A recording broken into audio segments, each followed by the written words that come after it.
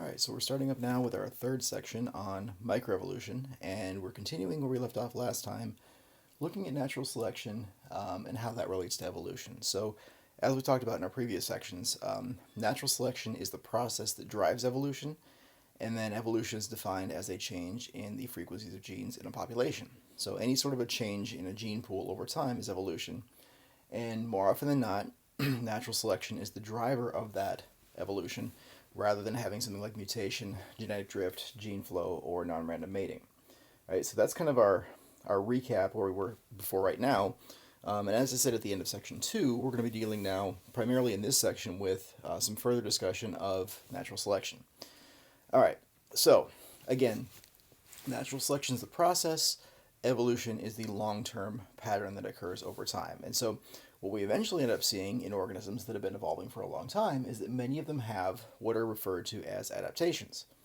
So an adaptation then is defined as any sort of a feature which allows an organism to increase its fitness, right? Which is a good definition, except we then also have to define what fitness is. So fitness is an organism's relative ability to grow, survive, and reproduce.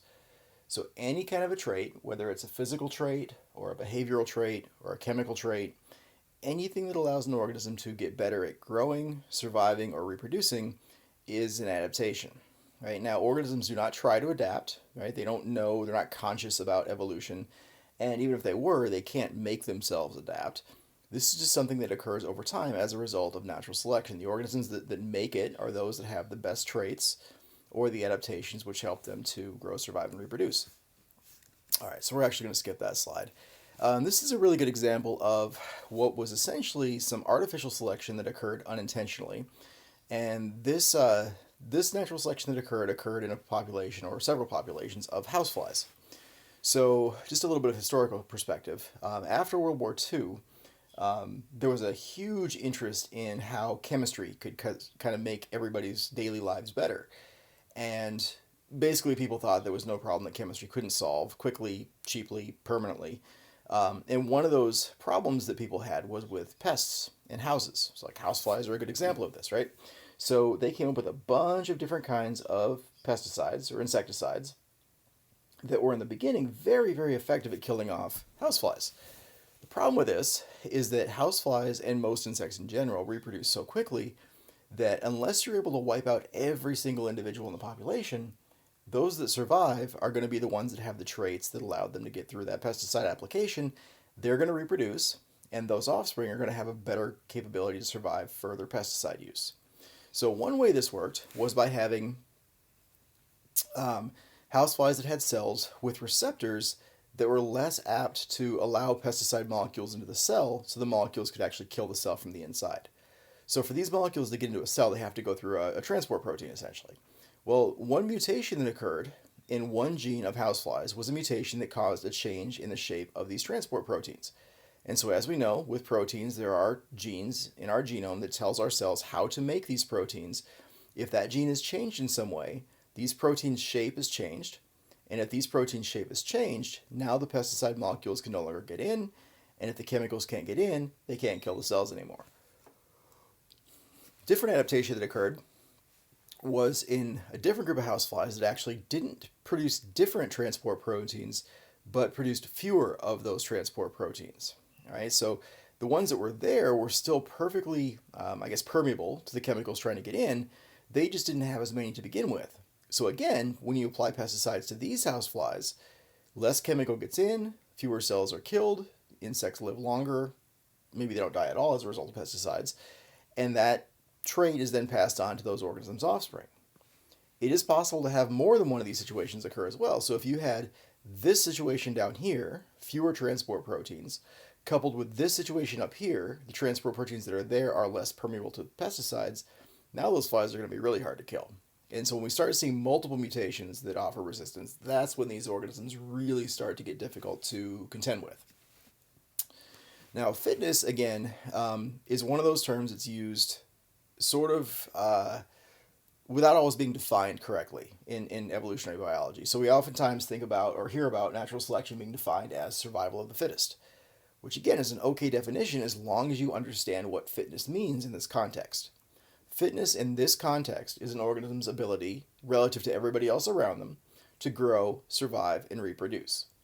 It's not something you can measure absolutely. There's no instrument that you can take and scan a chicken to see what kind of fitness it has. It's a relative thing. So how an organism grows, survives, and reproduces compared to everybody else around them determines those organisms' relative fitness. All right, so the better off they are, the better traits they have, the more offspring they leave behind, that makes them more fit relative to everybody else around them. So, if you wanted to look at the relative fitness of two phenotypes or perhaps two different alleles, what you would have to do is find the organisms and track them throughout their entire lives to see how many offspring they left behind compared to each other. And not only that, but how well those offspring do in the environment, how well they survive and grow and reproduce as well. And so this actually becomes a really sort of a long-term thing, especially if you're looking at a long-lived organism like a redwood tree or a whale of some kind. It's a really difficult thing to study. It's a very simple concept, but when it comes to studying it in real life, it's actually a fairly tricky thing to get a sense for. All right, so this slide is going to get us into one of my favorite areas of evolutionary biology, and that's the idea of sexual selection. This is a really cool idea, and lots of really neat examples of this in the animal world, where we see fitness more of a feature of an organism's success sexually as opposed to its success in terms of survival.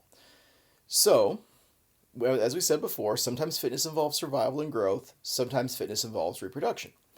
There are lots of examples of traits in the animal world where the trait itself is actually harmful when it comes to natural selection, but it's beneficial when it comes to sexual selection. So in other words, a trait might actually help an animal attract more mates, produce more offspring, even though it might actually be detrimental to that organism's survival.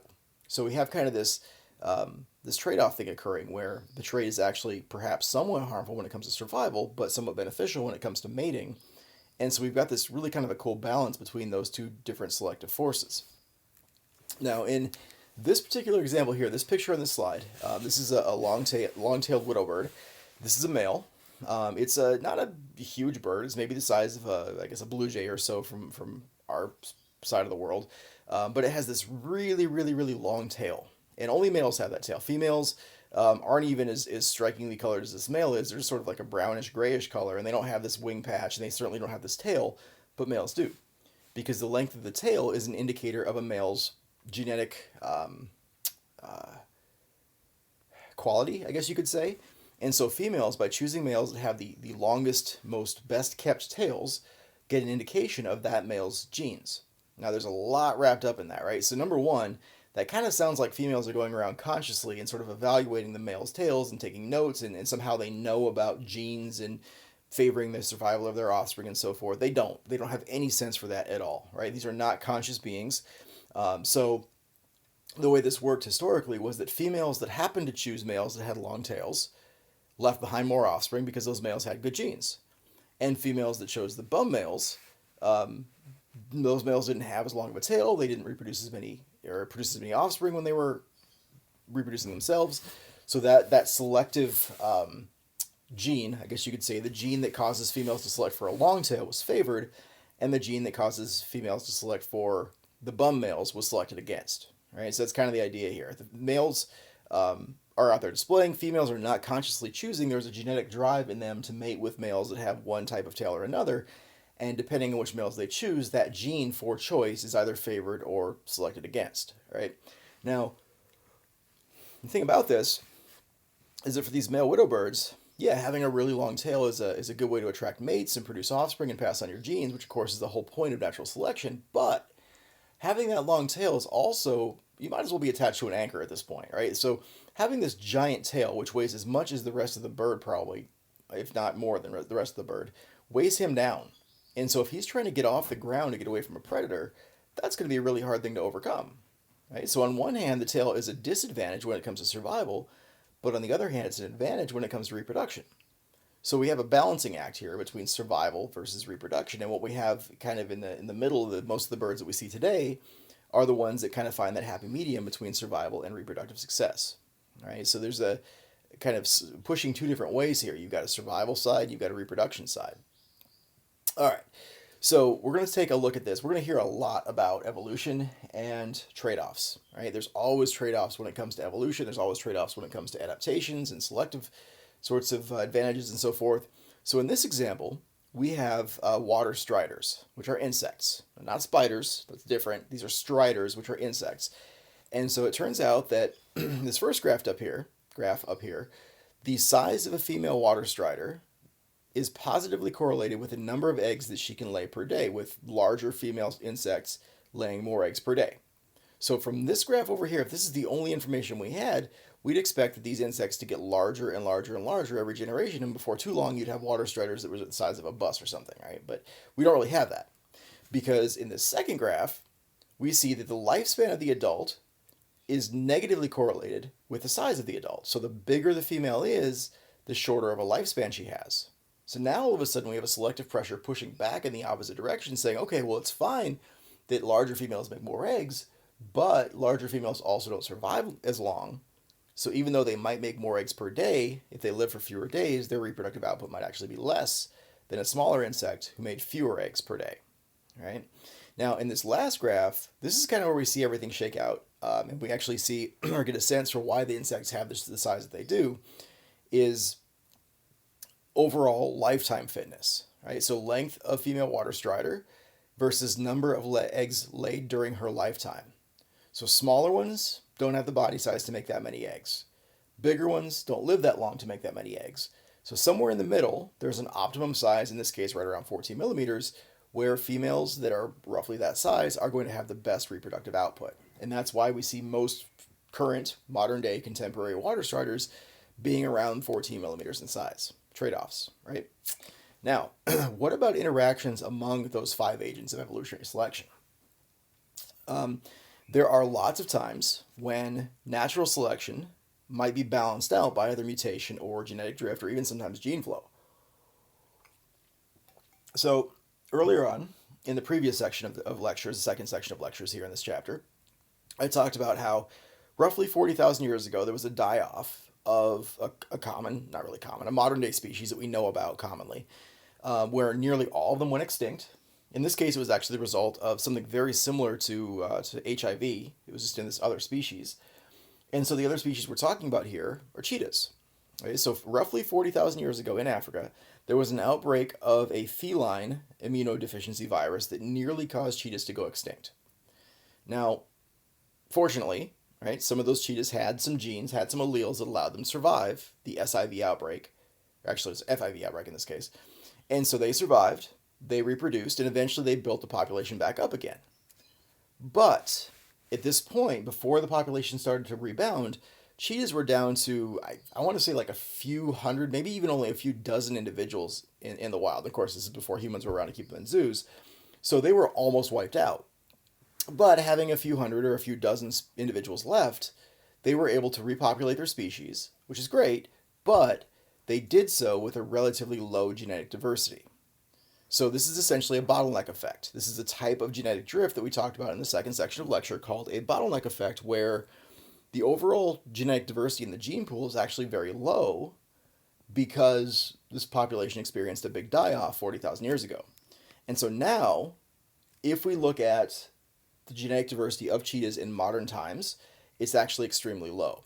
And a lot of conservation biologists are really concerned about this species because they're all very closely related to each other. There's very little diversity genetically among them. So if there's some other kind of environmental challenge, a new disease or some kind of consequence of climate change, they just might not have the genes they need to survive that change, because a lot of the genes, a lot of the different alleles were lost back with the FIV outbreak, right? So that's a really, point of concern for conservation biologists that are concerned about this particular species. Now, we're also going to look at gene flow for a second and kind of get a little more specific about the two different kinds of gene flow that we see in nature. All right, so there's one type of gene flow that's called constructive gene flow, and this is a situation where maybe you've got some little subpopulation tucked off in the corner of the environment somewhere, and there just so happens to be a mutation that occurs that is beneficial. And so that beneficial mutation is then able to spread to other subpopulations, and before you know it, every single subpopulation has that new mutation. That's constructive gene flow. A new beneficial trait spreads to other subpopulations until eventually they all have it. that is a constructive type gene flow. The other side of the coin is called constraining gene flow. And so this is a situation where, okay, maybe you've got a subpopulation with that beneficial allele, but if there's always immigration of individuals coming into that same population, then they're sort of diluting the effect of that one beneficial mutation. The other kind of common, always immigrating alleles are sort of overwhelming or flooding the beneficial mutation, so it never really has a chance to gain a foothold, never really has a chance to spread because it's always being diluted by these other genes moving in all the time. So that allele is constrained from spreading because of this constant influx of other individuals into the population. All right, so we're skipping that example as well. All right, now the next thing that we're going to talk about, and I think after this little section here, we're going to go ahead and cut off and we'll start up our fourth part of this lecture, is called frequency-dependent selection. All right, so in this case, natural selection is actually affected by the different phenotypes in the population. So in other words, if one particular phenotype is very common, it might be selected for or selected against, not because of the phenotype itself, but because of how the phenotype compares to the more common or less common phenotypes in the population. All right, so let's take a look at this. Negative frequency-dependent selection is a situation where individuals who have a rare phenotype are favored because, for example, predators just tend not to notice them. There's a really common phenomenon called search image that happens in predators where if they're looking for a particular prey, for example, and they're so focused on finding that one particular prey with that one particular phenotype, they might pass over completely edible other phenotypes because they don't see them. They're so attuned, they're so focused on that really, really common phenotype that they can walk right by an uncommon phenotype and not even notice it because it's not part of their search image. Right? Search image is a really primitive form of learning that a lot of animals do. We do it, humans do it as well, where you can become so accustomed to looking for one particular thing in one particular way that you might not notice something else right around you. All right, and so there's examples of this. There was a video that came out a few years ago, an experiment that was done with people, and they I'm trying to remember the specifics of it, but essentially they had like a person on screen bouncing a basketball, and they told the test subjects to count how many times this person bounced this basketball over the span of like a 2-minute video.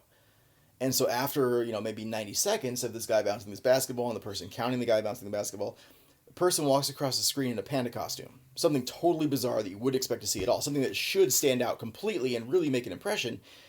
It turns out that almost nobody saw the person in the panda costume because they were so focused on the guy bouncing the basketball. The panda costume thing was not part of their search image. They didn't notice it when it happened. All right, that is negative frequency-dependent selection. The other alternative is a positive frequency-dependent selection where, in this case, the oddballs stand out and the ones that have the uncommon phenotypes are selected against because they're fairly obvious, they stick out like a sore thumb, and predators, for example, might have an easier time picking on them because they stick out like a sore thumb. So a couple examples of this. This is an example of negative frequency-dependent selection where we have the color type frequency in the population, so basically how common a certain color is in a population, versus percent of color eaten by predators. All right, so the idea here is that the more common a certain color is in the population, light brown for example, the more often that phenotype is selected by predators. And so you imagine if 60% are light brown, that means that 40% total are dark brown and medium brown. The dark brown and medium brown are not going to be taken as much because the predators just aren't seeing them. They're so focused on the light brown form that they don't take the medium or the dark brown form. All right, that's the idea there with negative frequency-dependent selection. This one is positive frequency-dependent selection. So in this case, you've got a bunch of zebrafish that all sort of look like each other. They all blend in together. They are all very difficult to pick out one individual organism, except for this guy. And this oddball, this one without the stripes, the one with a different color, is a very, very easy target for this catfish. And so this guy's about to have a really bad day because he sticks out from the rest of the school. He's easier to see, and therefore that particular allele is going to be taken out of the population. All right, so we're going to cut off this section here. We're going to come back with our fourth lecture on microevolution, and probably have 2 more sections left before we wrap up this chapter.